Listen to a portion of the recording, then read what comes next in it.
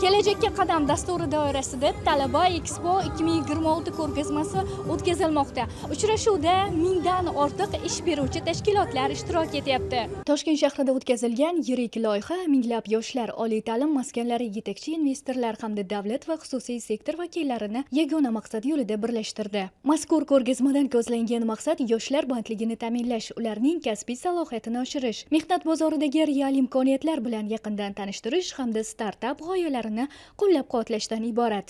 Xabaringiz bor, davlatimiz rahbari 2025-yil 14-fevralda yoshlar bilan muloqot qilgan paytlarida aynan oliy ta'lim tashkilotlari bitiruvchilarini bandligiga ko'maklash bo'yicha mutlaqo yangi tizim qilinglar deb Oliy ta'lim fan va innovatsiyalar vazirligi hamda O'zmilliy bankka kelajakka qadam dasturini amalga oshirish topshirig'ini bergandilar. Mana bir yil biz bu dasturni amalga oshirdik. Natijalar ham demak quvonarli, talaygina muvaffaqiyatli bo'ldi. 6000 dan ortiq bitiruvchilar o'z tadbirkorlik g'oyalarini amalga oshirib, tadbirkorlar sinfiga kelib qo'shildi. 8000 dan ortiq o'zlari ham ish o'rinlari yaratishga muvaffaq bo'ldi. Tadbir O'zbekiston Milliy banki, Oliy ta'lim fan va innovatsiyalar vazirligi, Toshkent shahar hokimligi, Yoshlar ishlari agentligi hamda Savdo-sanoat palatasi hamkorligida tashkil etildi.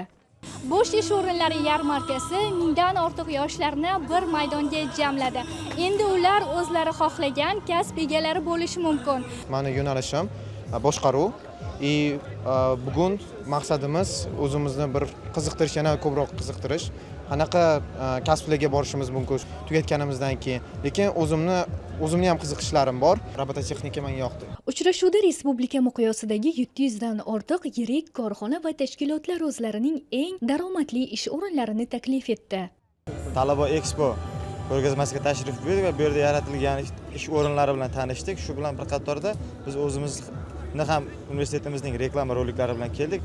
Bunday ko'rgazmalar yana ham ko'proq bo'lishi, har chorakda yoki har oyda tashkil etilishi yoshlarni va ish beruvchi va ish izlab yurgan insonlarni yana ham ko'proq ish bilan ta'minlanishiga yordam beradi va mamlakatimizni rivojiga juda katta hissa qo'shadi deb o'ylayman. Ko'rgazmaning eng qizg'in nuqtalaridan biri yosh tadbirkorlarni qo'llab-quvvatlash bo'limi bo'ldi. Endilikda kelajak tadbirkorligi dasturi doirasida oliy ta'lim muassasalari bitiruvchilarining biznes tashabbuslarini hayotga tatbiq etish uchun imtiyozli kreditlar va moliyaviy mexanizmlar taqdim etiladi. Bu esa yoshlarning nafaqat ish izlovchi, balki yangi ish o'rinlari yaratuvchi tadbirkor bo'lib yetishishlariga zamin hozirlaydi.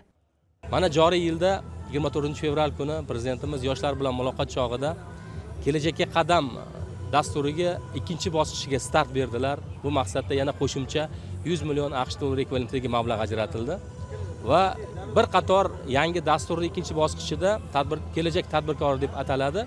Bir qator qulayliklar yaratildi. Ulardan birinchisi aytishimiz kerak, tadbirkorlikka ilk qadam qo'yayotgan bitiruvchilar uchun demak foiz stavkalari avvalgidan 18% dan 15% ga tushirildi. Bu albatta quvonarli holat bo'ldi talabalarga. Bundan tashqari garov talab qilinmaydigan miqdor ham 2 barobar oshirildi. Hozir mana 100 million so'mgacha bo'lgan miqdorda o'z faoliyatini boshlamoqchi bo'lgan, shuncha miqdor kredit kerak bo'lgan tadbirkorlar, bitiruvchilar garovsiz sug'urta polisi bilan kredit olish imkoniyatiga ega bo'lishdi. Bundan tashqari boya aytdim, miqdorlar oshirildi. 2 milliardgacha demak, biznes progress deb nomlangan kredit mahsuloti bilan tadbirkorlik faoliyatini rivojlantirishi, kengaytirishi mumkin.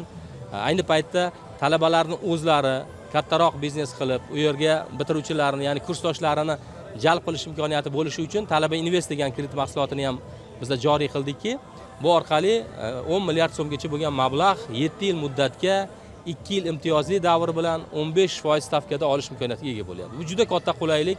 Yoshlarni, bitiruvchilarni o'sha intellektual salohiyatini ro'yobga chiqarish uchun, ularni startap g'oyalarini, innovatsion loyihalarini moliyalashtirish uchun yangi qulay mexanizm bo'lib xizmat qilyapti. Talaba Expo 2026 bo'sh ish o'rinlari yarmarkasi shuni ko'rsatadiki, bugungi o'zbek yoshlari mehnat bozorida raqobatbardosh, dadil va innovatsion fikrlashga qodir. Mazkur ko'rgazma mamlakat taraqqiyoti uchun munosib kadrlarni kashf etish yo'lidagi eng muhim va samarali qadamlardan biridir.